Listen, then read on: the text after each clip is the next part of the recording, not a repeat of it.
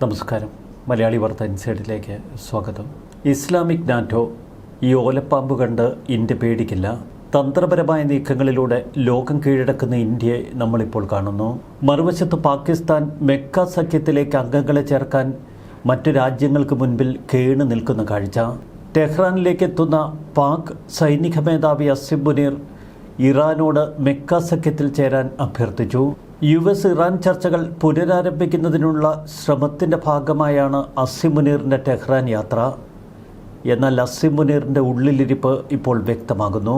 നേരത്തെ ഇസ്ലാമാബാദ് തയ്യാറാക്കിയ ധാരണാപത്രം അനുസരിച്ചുള്ള ചർച്ചകൾ ടെഹ്റാനുമായി അസിം മുനീർ നടത്തുമെന്ന് പാകിസ്ഥാൻ പറയുന്നു. പാകിസ്ഥാൻ, തുർക്കി, സൗദി സഖ്യം നിലവിൽ വന്നതിന് ശേഷമാണ് ഇപ്പോൾ പാക് സൈനിക മേധാവി ടെഹ്റാനിലേക്ക് യാത്ര ചെയ്യുന്നത്.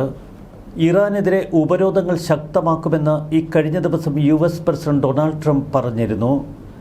ഉപരോധങ്ങൾ വീണ്ടും ഘടിപ്പിച്ചാൽ ഇറാൻ ശക്തമായി തിരിച്ചടിക്കുമെന്നാണ് ഇറാൻ പ്രതികരിച്ചത്.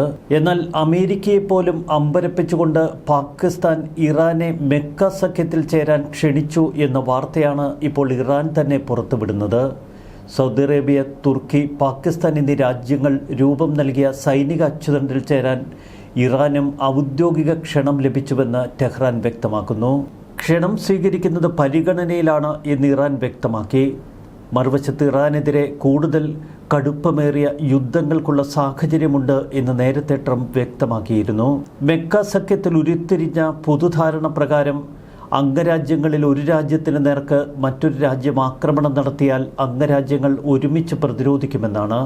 മെക്ക സൈനിക സഖ്യത്തിൽ ഇറാൻ കൂടി അംഗമായാൽ ഈ നിയമം അവർക്കും ബാധകമാകുമോ എന്ന ചോദ്യം. മറ്റേതൊരു സൈനിക കരാറിനും ഇന്ത്യയുടെ അന്താരാഷ്ട്ര ബന്ധങ്ങളെ കീഴ്മേൽ മറിക്കാൻ കഴിയില്ല.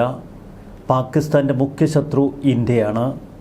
ഇന്ത്യയെ പ്രതിരോധിക്കുക തന്നെയാണ് മെക്ക സഖ്യത്തിലൂടെ പാകിസ്ഥാൻ ലക്ഷ്യമിടുന്നത്. ഇപ്പോൾ 3 രാജ്യങ്ങൾ ചേർന്ന് രൂപം കൊടുത്തിരിക്കുന്ന ഈ കരാർ നയതന്ത്ര തലത്തിൽ വലിയ ചർച്ചയ്ക്ക് കാരണമായി. മിഡിൽ ഈസ്റ്റിൽ ഒരു പുതിയ സുരക്ഷാ വിന്യാസമായി ചിലർ ഇതിനെ വ്യാഖ്യാനിക്കുന്നു. നാറ്റോയുടെ പ്രാദേശിക പതിപ്പ് എന്ന നിലയിലാണ് മുസ്ലിം രാജ്യങ്ങൾ ഇപ്പോൾ മെക്ക കരാറിനെ കാണുന്നത്. ഇസ്ലാമിക് നാറ്റോ എന്ന വിശേഷണം അതുകൊണ്ട് തന്നെ ഈ കരാറിന് വന്നു ചേർന്നു.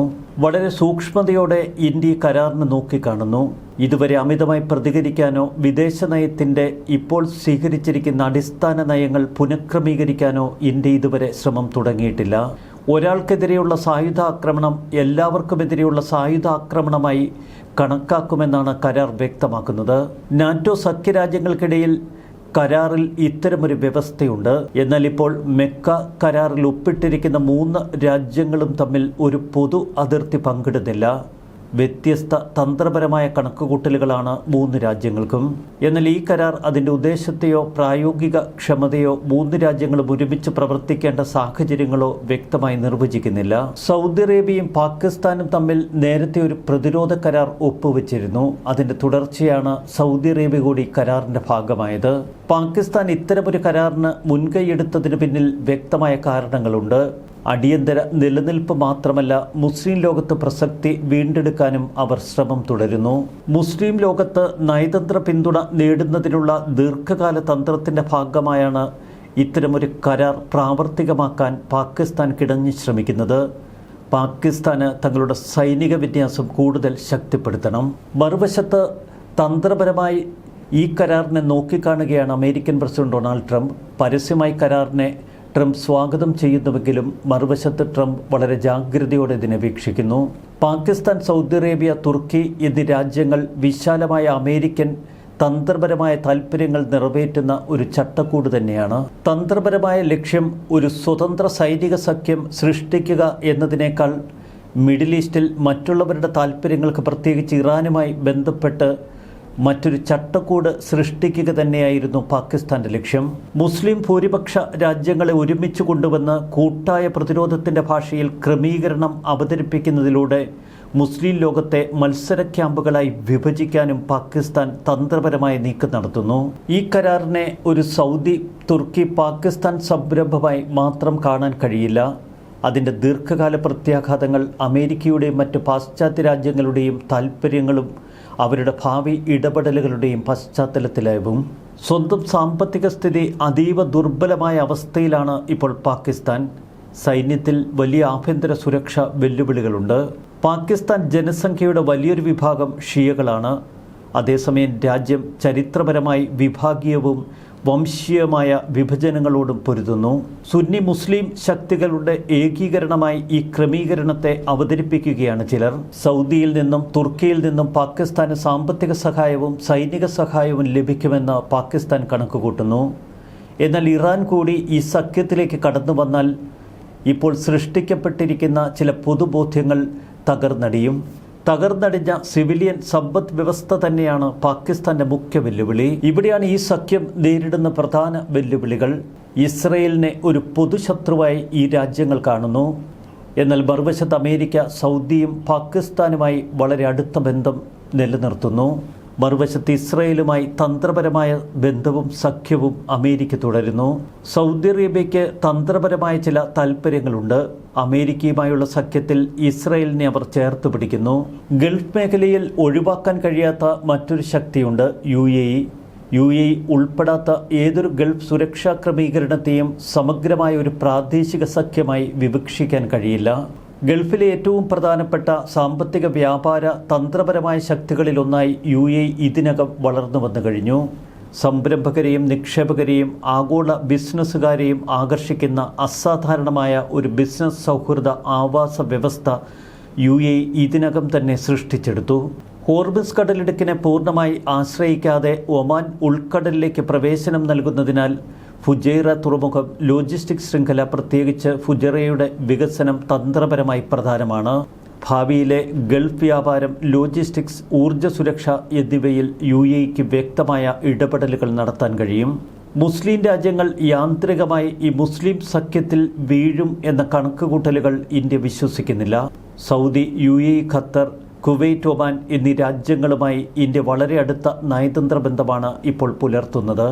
ഇന്ത്യയുടെ ഈ ബന്ധം മതപരമല്ല, മറിച്ച് നൂറ്റാണ്ടുകളായി തുടരുന്ന വാണിജ്യ, വ്യാപാര, സാംസ്കാരിക ഇടപെടലുകളുടെ ഒരു ബാക്കി തുടർച്ചയാണ്. എണ്ണ സമ്പത്തിൻ്റെ കുതിച്ചുചാട്ടത്തിന് മുൻപ് തന്നെ ഇന്ത്യ UAEയുമായി വളരെ അടുത്ത ബന്ധം പുലർത്തിയിരുന്നു. ഗൾഫുമായുള്ള ഇന്ത്യയുടെ വാണിജ്യ, സാംസ്കാരിക ഇടപെടലിൻ്റെ ഒരു പ്രധാന കേന്ദ്രം UAEയാണ്. ദശലക്ഷക്കണക്കിന് ഇന്ത്യക്കാർ ഗൾഫ് സമ്പദ് വ്യവസ്ഥയ്ക്ക് നേരിട്ട് സംഭാവന നൽകുന്നു. ഇന്ത്യൻ പ്രൊഫഷണലുകൾ, സംരംഭകർ, എഞ്ചിനീയർമാർ, ഡോക്ടർമാർ, ബാങ്കർമാർ, അധ്യാപകർ, തൊഴിലാളികൾ എന്നിവരൊക്കെ ഈ സമൂഹത്തിൻ്റെ ഭാഗമാണ്. ഇന്ത്യയിലേക്ക് പ്രതിവർഷം പ്രവാസികൾ അയക്കുന്നത് $60 ബില്യൺ. ഇന്ത്യൻ മനുഷ്യമൂലധനത്തിൻ്റെ പ്രാധാന്യം കണക്കിലെടുക്കാതെ ഗൾഫ് രാജ്യങ്ങൾക്ക് മുന്നോട്ട് പോകാൻ കഴിയില്ല. ഗൾഫിൽ താമസിച്ചിട്ടുള്ള ആർക്കും വലിയ വ്യത്യാസങ്ങൾ കാണാൻ കഴിയും. പാകിസ്ഥാൻ പൗരന്മാർക്ക് വിസയും തൊഴിലവസരങ്ങളും ലഭിക്കുന്നതിൽ പലപ്പോഴും വലിയ ബുദ്ധിമുട്ടുകൾ നേരിടേണ്ടി വരാറുണ്ട്. എന്നാൽ ഇന്ത്യൻ പ്രതിഭകൾ ഗൾഫ് സമ്പദ് വ്യവസ്ഥകളുമായി ആഴത്തിൽ സംയോജിച്ചിരിക്കുന്നു. ഇന്ത്യയുടെ തന്ത്രപരമായ മനുഷ്യമൂലധനം തന്നെയാണ് ഇന്ത്യയുടെ ഏറ്റവും വലിയ കരുത്ത്. അതിനെ വകവയ്ക്കാതെ ഗൾഫ് രാജ്യങ്ങൾക്ക് മെക്ക സഖ്യത്തിലേക്ക് എളുപ്പം കടന്നു ചെല്ലാൻ കഴിയില്ല. ഇന്ത്യയുടെ നയതന്ത്രം അടിസ്ഥാനമാക്കിയിരിക്കുന്നത് ബഹുധ്രുവവും ബഹുസമ്പന്നയുമുള്ള ഒരു ലോകത്തിനു വേണ്ടി. ഇവിടെയാണ് സൗദിയും തുർക്കിയും ഒന്നിലധികം ശക്തികളുമായി ബന്ധം നിലനിർത്തിക്കൊണ്ട് ഒരേ തന്ത്രപരമായ സ്വയം ഭരണാധികാരം പ്രയോഗിക്കുന്നത്. ഇസ്ലാമാബാദ് പുതിയ നയതന്ത്ര ആഖ്യാനങ്ങൾ സൃഷ്ടിക്കുമ്പോഴൊക്കെ പാകിസ്ഥാൻ അമിത പ്രാധാന്യം നൽകുന്നത് അവരെ തന്നെ പടുകുഴിയിലാക്കും. ഇന്ത്യ മക്ക കരാറിനെ കാണുന്നത് അത് അടിസ്ഥാനപരമായി ഭൗമരാഷ്ട്രീയ സന്തുലിതാവസ്ഥ മാറ്റുന്നില്ല എന്ന കണക്കുകൂട്ടലുകളിലൂടെ. എന്നാൽ ഇന്ത്യ കരാറിനെ ശ്രദ്ധാപൂർവം നിരീക്ഷിക്കുന്നു. അമേരിക്ക, പാശ്ചാത്യ രാജ്യങ്ങളുമായും ഇറാനുമായുമുള്ള ദീർഘകാല ബന്ധം ഇന്ത്യയുടെ കരുത്താണ്. പാകിസ്ഥാന്റെ തെരഞ്ഞെടുപ്പുകൾക്കനുസരിച്ച് വിദേശ നയമോ പൊതുചർച്ചയോ മാറ്റരുത് എന്നതാണ് ഇന്ത്യയുടെ നിലപാട്. ഇക്കഴിഞ്ഞ ഓഗസ്റ്റ് 6 ഇസ്രായേൽ പ്രധാനമന്ത്രി ബെഞ്ചമിൻ നെതന്യാഹു ഇന്ത്യൻ പ്രധാനമന്ത്രി നരേന്ദ്രമോദിയുമായി ഒരു ഫോൺ സംഭാഷണം നടത്തി. തൊട്ടടുത്ത ദിവസമായിരുന്നു സൗദി അറേബ്യ, പാകിസ്ഥാൻ, തുർക്കി എന്നിവർ മക്കയിൽ വെച്ച് ഒരു പ്രതിരോധ കരാറിൽ ഒപ്പുവെക്കുന്നത്. ഇത് വെറും യാദൃശ്ചികമല്ല എന്ന് കണക്കുകൂട്ടുകയാണ് ലോകം. രണ്ട് സംഭവങ്ങൾക്കും തമ്മിൽ ബന്ധമുണ്ട് എന്നതിന് തെളിവുകളൊന്നുമില്ല. എന്നാൽ ശ്രദ്ധ അർഹിക്കുന്ന തരത്തിൽ ശ്രദ്ധേയമായ ഒരു സമയക്രമം ഈ രണ്ട് സംഭവങ്ങൾക്കും പിന്നിലുണ്ട്. ഇസ്ലാമിക നാറ്റോ സഖ്യം ലോകത്തെ മാറ്റിമറിക്കും എന്ന തലത്തിലുള്ള വലിയ വാർത്തയാണ് പിറ്റേന്ന് പാകിസ്ഥാൻ ലോകത്തിനു മുന്നിൽ അവതരിപ്പിച്ചത്. 2025 സെപ്റ്റംബറിൽ അന്ന് സൗദിയും പാകിസ്ഥാനും തമ്മിൽ തന്ത്രപരമായ പരസ്പര പ്രതിരോധ കരാറിൽ ഒപ്പുവെക്കുന്നു. ആണവായുധം കൈവശം വച്ചിരിക്കുന്ന ഏക മുസ്ലിം ഭൂരിപക്ഷ രാജ്യമാണ് പാകിസ്ഥാൻ. പാകിസ്ഥാനുമായി സൗദി അറേബ്യ ആഴത്തിലുള്ള സൈനിക ബന്ധം തേടി. മറുവശത്ത് സമ്പന്നവും സ്വാധീനമുള്ളതുമായ ഗൾഫ് ശക്തിയുമായി പാകിസ്ഥാൻ കൂട്ടുചേർന്നതോടെ പാകിസ്ഥാന് കൂടുതൽ കരുത്തു വന്നു എന്ന തലത്തിലുള്ള പ്രചരണവും പാകിസ്ഥാൻ ശക്തമാക്കി. എല്ലാ കാലത്തും പാകിസ്ഥാന്റെ മുഖ്യ ശത്രു ഇന്ത്യയാണ്. ഇസ്രയേലുമായും അവർ വളരെ കാലമായി ഒരു പരസ്യ ശത്രുതയിലേർപ്പെട്ടിട്ടുണ്ട്. പാകിസ്ഥാൻ പ്രതിരോധ മന്ത്രി ഖ്വാജ ആസിഫ് അടുത്ത കാലത്ത് മുസ്ലിം രാജ്യങ്ങൾ ഇസ്രായേലിനെതിരെ ഒരുമിക്കണമെന്ന് ആഹ്വാനം നടത്തിയിരുന്നു. ഗസയിലും പലസ്തീൻ വിഷയത്തിലും ഇസ്രായേലിൻ്റെ ഏറ്റവും ശക്തരായ രാഷ്ട്രീയ എതിരാളികളാണ് തുർക്കി. ഇസ്രായേലിൻ്റെ എതിരാളികളായി തുർക്കി നിലകൊള്ളുമ്പോഴും മറുവശത്ത് നാറ്റോ സഖ്യരാജ്യമാണ്. മുസ്ലിം ലോകത്ത് കൂടുതൽ സ്വതന്ത്രമായ സുരക്ഷാ പങ്ക് അവർ വഹിക്കുന്നു. തുർക്കിയും പാകിസ്ഥാനും തമ്മിലുള്ള നയതന്ത്ര സൈനിക ബന്ധങ്ങൾ. കാശ്മീർ സംബന്ധിച്ച പാകിസ്ഥാന്റെ നിലപാടിന് തുർക്കി നൽകുന്ന ആവർത്തിച്ചുള്ള പിന്തുണ. തുർക്കിയുമായി ദീർഘകാലം തർക്കങ്ങളുള്ള രാജ്യങ്ങളാണ് സൈപ്രസും ഗ്രീസും. ഇന്ത്യയും ഇസ്രായേലും ഈ രണ്ട് രാജ്യങ്ങളെയും ചേർത്ത് പിടിക്കുന്നു. നാറ്റോ ആർട്ടിക്കിൾ 5 പ്രകാരം ഒരാൾ ആക്രമിക്കപ്പെടുമ്പോൾ ഓരോ അംഗവും യുദ്ധത്തിലേക്ക് പോകുന്നു എന്നല്ല അർത്ഥമാക്കുന്നത്. പ്രതികരണത്തിൻ്റെ സ്വഭാവം അംഗങ്ങൾ ആത്യന്തികമായി നിർണ്ണയിക്കുന്നു. ഇവിടെയാണ് തുർക്കി വിദേശകാര്യമന്ത്രി ഹക്കാൻ ഫിദാൻ അവരുടെ കൂട്ടായ്മയെ, പ്രതിരോധ വ്യവസ്ഥയെ സാങ്കേതികമായി ആർട്ടിക്കിൾ 5 താരതമ്യപ്പെടുത്തിയത്. നിർണായകമായ ചില ചോദ്യം ഈ കരാർ അവശേഷിപ്പിക്കുന്നു. കരാർ യഥാർത്ഥത്തിൽ പരീക്ഷിക്കപ്പെടുമ്പോൾ എന്തു സംഭവിക്കും? ഇപ്പോൾ ഇറാനെ ഈ സഖ്യത്തിലേക്ക് അവർ ക്ഷണിക്കുമ്പോൾ മറുവശത്ത് ഏറ്റവും ശ്രദ്ധേയമായ ചില കാര്യങ്ങൾ വിദഗ്ധർ ചൂണ്ടിക്കാട്ടുന്നു. ഇറാനും യമനിലെ ഹൂതികളും പോലുള്ള ഇറാനിയൻ പ്രോക്സികൾ സൗദി അറേബ്യയെ പലവട്ടം ആക്രമിച്ചിട്ടുണ്ട്. ഇപ്പോഴും അവർ ആക്രമണങ്ങൾ തുടരുന്നു. ഇത്തരം ആക്രമണങ്ങൾ തുടരുകയോ ഗണ്യമായി വർദ്ധിക്കുകയോ ചെയ്താൽ തുർക്കിയും പാകിസ്ഥാനും സൗദി അറേബ്യയെ ആയുധങ്ങൾ, രഹസ്യാന്വേഷണം, വ്യോമ പ്രതിരോധ സംവിധാനങ്ങൾ, സൈന്യം എന്നിവ ഉപയോഗിച്ച് എത്രമാത്രം പിന്തുണയ്ക്കും? ഇത്തരം സാഹചര്യങ്ങളിൽ ഇറാൻ കൂടി സഖ്യത്തിൻ്റെ ഭാഗമായാൽ മെക്ക കരാർ എന്നത് വെറും കടലാസുപുലി മാത്രമാകും. എല്ലാ കാലത്തും സൗദി അറേബ്യക്കെതിരെയുള്ള ആക്രമണങ്ങൾക്ക് പിന്നിൽ ഇറാൻ തന്നെയാണ്. ഇറാനെ സംബന്ധിച്ചിടത്തോളം ഇത്തരം ആക്രമണങ്ങൾ കൂടുതൽ സങ്കീർണമാക്കുകയാണ് അവരുടെ ലക്ഷ്യം. അമേരിക്കയുമായുള്ള സൗദിയുടെ സഖ്യം ഇറാനെ ചൊടിപ്പിക്കുന്നു. മറുവശത്ത് സുന്നി ഷിയ വിഭാഗങ്ങൾ തമ്മിലുള്ള കുടിപ്പക. പാകിസ്ഥാന് ഇനിയൊരു പ്രാദേശിക യുദ്ധം താങ്ങാൻ കഴിയില്ല. ഇന്ത്യയുമായുള്ള ഏതെങ്കിലും ഒരു യുദ്ധം പൊട്ടിപ്പുറപ്പെട്ടാൽ പാകിസ്ഥാനെ സഹായിക്കാൻ തുർക്കി ഒരുപക്ഷെ സൈനികമായി ശ്രമിച്ചേക്കാം. മറുവശത്ത് സൗദിയോ ഇറാനോ പരസ്യമായി പാകിസ്ഥാനെ പിന്തുണയ്ക്കാനിടയില്ല എന്നതാണ് ഇന്ത്യയുടെ കണക്കുകൂട്ടൽ. തുർക്കി ഗ്രീസുമായോ ഇസ്രയേലുമായോ ഒരു സംഘർഷത്തിലകപ്പെട്ടാൽ കൂടുതൽ അടിസ്ഥാനപരമായ ഒരു ചോദ്യമുയർത്തും. തുർക്കിയെ പിന്തുടർന്ന് വിശാലമായ യുദ്ധത്തിലേക്ക് പാകിസ്ഥാൻ സ്വന്തം സാമ്പത്തിക താൽപ്പര്യങ്ങൾ ബലികഴിക്കുമോ? സൗദി അറേബ്യയുടെ കിരീടാവകാശി Muhammad bin Salman Saudi vision 2030 അവതരിപ്പിക്കുമ്പോൾ ഇസ്രയേലിനെ കൂടി ചേർത്ത് പിടിച്ചിരുന്നു. സാമ്പത്തിക വൈവിധ്യവൽക്കരണം, സാങ്കേതികവിദ്യ, നിക്ഷേപം എന്നിവയിലൂടെ രാജ്യത്തെ പരിവർത്തനം നടത്തുമെന്നാണ് അദ്ദേഹം പ്രഖ്യാപിച്ചത്. ഇസ്രയേലുമായുള്ള സാധാരണവൽക്കരണമാണ് സൗദി കിരീടാവകാശിയുടെ ലക്ഷ്യം. ഛിന്നഭിന്നമായി നിൽക്കാതെ മുസ്ലിം രാജ്യങ്ങൾ ഒന്നായി നിൽക്കുക എന്നതാണ് ഇത്തരമൊരു കരാറിന്റെ അടിസ്ഥാന ലക്ഷ്യം. കൂടുതൽ വിശാലമായി ഈ സഖ്യത്തെ വിലയിരുത്തിയാൽ സംയുക്ത സൈനിക വികസനം, ഉൽപാദനം, സാങ്കേതിക സഹകരണം എന്നിവയൊക്കെ ഈ കരാറിൽ കൂടുതൽ പ്രാധാന്യത്തോടെ അവതരിപ്പിക്കുന്നു. ചുരുക്കത്തിൽ കടലാസിലെഴുതിയ വാഗ്ദാനങ്ങളായി മാത്രം അവസാനിക്കുകയാണ് ഈ സഖ്യം. ഇസ്രയേലിലെ മുഖ്യമാധ്യമം ജെറുസലേം പോസ്റ്റ് 2 ദിവസങ്ങൾക്ക് മുൻപ് എഴുതി, കാർഗിൽ മുതൽ ഉറി വരെയും പഹൽഗാമിനെ തുടർന്നുള്ള സുരക്ഷാ വെല്ലുവിളികൾ വരെയും ഇന്ത്യയുടെ അനുഭവം ഇസ്രയേലിനെ ഒരു വിശ്വസനീയ പ്രതിരോധ പങ്കാളി എന്ന നിലയിൽ പ്രായോഗിക മൂല്യത്തിലേക്ക് എത്തിച്ചു. ഈ ബന്ധം ഒരു ഔപചാരിക പരസ്പര പ്രതിരോധ സഖ്യമല്ല, പക്ഷേ ഉടമ്പടി ഭാഷയേക്കാൾ പ്രാധാന്യമുള്ള ഒന്ന് പ്രകടമാക്കുന്നു. സുരക്ഷ അപകടത്തിലായിരിക്കുമ്പോൾ വിശ്വാസ്യത, അതാണ് ഏറ്റവും വലുത്. മെക്ക കരാറിന് വിശ്വാസ്യതയില്ല, എന്നാൽ ഇന്ത്യയും ഇസ്രയേലും തമ്മിലുള്ള ബന്ധത്തിൽ വിശ്വാസ്യതയുണ്ട്. മക്ക കരാർ പ്രാഥമികമായി ഒരു പ്രതിരോധ സംവിധാനമായി കടലാസിൽ തുടരും. സൗദി, തുർക്കി, പാകിസ്ഥാൻ എന്നിവയുടെ തന്ത്രപരമായ സ്ഥാനങ്ങൾ ശക്തിപ്പെടുത്തുക എന്നത് സ്വപ്നമായി അവശേഷിക്കും. ഇവിടെയാണ് ജെറുസലേം പോസ്റ്റ് മറ്റൊരു വസ്തുത കൂടി ചൂണ്ടിക്കാട്ടുന്നത്. പാകിസ്ഥാനോടുള്ള തുർക്കിയുടെ പ്രതിബദ്ധത ശക്തമായാൽ ഇന്ത്യയുമായുള്ള ഇസ്രായേലിൻ്റെ തന്ത്രപരമായ ബന്ധം വീണ്ടും ശക്തിയാർജിക്കും.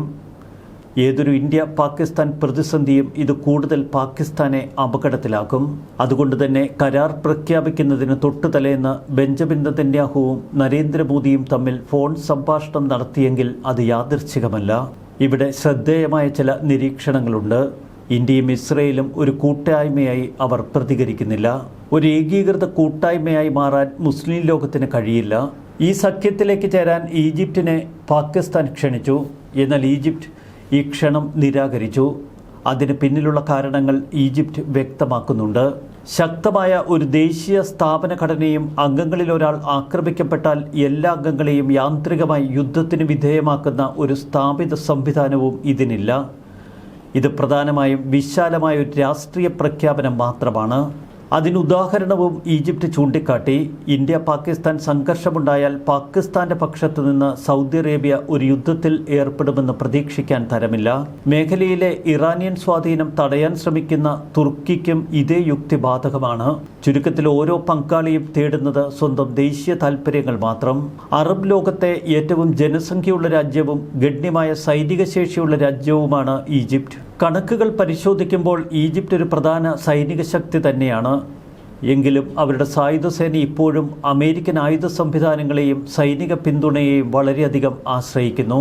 അമേരിക്കൻ സാമ്പത്തിക സഹായവും അമേരിക്കയുടെ സൈനിക പിന്തുണയും ഇല്ലെങ്കിൽ ഈജിപ്തിൻ്റെ ആഭ്യന്തര വ്യാവസായിക അടിത്തറയും പ്രതിരോധ മേഖലയും പരിമിതമായി തുടരും. അമേരിക്കയുടെ പ്രധാന സഖ്യകക്ഷിയാണ് ഇസ്രയേൽ. മെക്ക പ്രതിരോധ കരാറിലേക്ക് ഈജിപ്ത് കടന്നു ചെന്നാൽ ഇസ്രയേലിൻ്റെ മുഖ്യ ശത്രുവായി മാറും. ഈയൊരു സാഹചര്യവും ഈജിപ്ത് ആഗ്രഹിക്കുന്നില്ല. ഈജിപ്ത് ചൂണ്ടിക്കാട്ടിയ മറ്റൊരു പ്രധാനപ്പെട്ട ഘടകം ഒപ്പിട്ടവരുടെ കൂട്ടത്തിൽ UAE ഇല്ല എന്നുള്ളത് തന്നെ. ഈജിപ്തിൻ്റെ പ്രധാനപ്പെട്ട സാമ്പത്തിക പങ്കാളികളിൽ ഒന്നാണ് UAE. ഈജിപ്ത് തുർക്കി ബന്ധങ്ങൾ വഷളായപ്പോൾ കെയ്റോ ഗ്രീസുമായും സൈപ്രസുമായും താരതമ്യേന ശക്തമായ ബന്ധം ഊട്ടിയുറപ്പിച്ചിരുന്നു. 2003 ഈജിപ്തും സൈപ്രസും അവരുടെ സാമ്പത്തിക മേഖലകൾ നിർവചിക്കുന്ന ഒരു കരാറിൽ ഒപ്പുവെച്ചിരുന്നു. 2020 ഓഗസ്റ്റിൽ ഈജിപ്തും ഗ്രീസും ഒരു സമുദ്ര അതിർത്തി നിർണയ കരാറിലെത്തി. ഇത് മീഡിയൻ ലൈൻ തത്വത്തെ അടിസ്ഥാനമാക്കിയുള്ളത്. ഗ്രീസുമായും സൈപ്രസുമായും തുർക്കിയുടെ ബന്ധം വഷളായിരിക്കുന്ന ഈ കാലഘട്ടത്തിൽ ഇരു രാജ്യങ്ങളുമായും ആത്മബന്ധം പേറുന്ന ഈജിപ്തിനെ സംബന്ധിച്ച് ഈ സഖ്യത്തിൻ്റെ ഭാഗമാകാൻ കഴിയില്ല. മറുവശത്ത് ഇന്ത്യയുമായുള്ള നയതന്ത്ര ബന്ധമാണ് ഈ സഖ്യത്തിൻ്റെ ഭാഗമാകാൻ വിമുഖത പ്രകടിപ്പിച്ച പ്രധാന കാരണങ്ങളിലൊന്ന്. ഗൾഫ് മേഖലയിലെ മിക്ക രാജ്യങ്ങളും മക്ക ഉടമ്പടിയെ പ്രത്യേകിച്ച് ആകർഷകമായി കാണുന്നില്ല. ബഹ്റിനും കുവൈറ്റും ദീർഘകാലമായി തങ്ങളുടെ സുരക്ഷയ്ക്ക് അമേരിക്കൻ സൈനിക ശക്തിയെ ആശ്രയിക്കുന്നു. നിലവിൽ സിറിയയ്ക്ക് ഫലപ്രദമായ ഒരു സൈന്യവും സ്വയം പര്യാപ്തമായ സമ്പദ് വ്യവസ്ഥയുമില്ല. ഇറാഖ് പൂർണ്ണമായി നിഷ്പക്ഷത പാലിക്കുന്നു. സുന്നി രാഷ്ട്രങ്ങളെ അപേക്ഷിച്ച് ഷിയ ഇറാനുമായുള്ള ബന്ധമാണ് ഇറാഖ് കൂടുതൽ വിവക്ഷിക്കുന്നത്. ജോർദാൻ സ്വന്തം പരിമിതികളെ ഇപ്പോഴും നേരിടുന്നു.